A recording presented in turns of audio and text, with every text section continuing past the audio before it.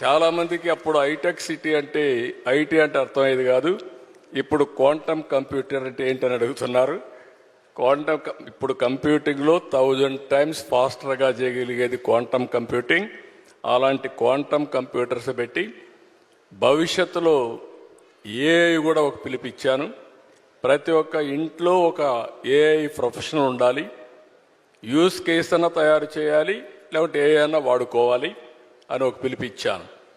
నా ఆలోచన ఒకటి, 2047కి భారతదేశంలో అగ్రజాతిగా ఎక్కువ ఆదాయం వచ్చే వాళ్ళు ఎవరంటే దానికి తెలుగువారు చిరునామాగా ఉండాలనేది నా ఆలోచన.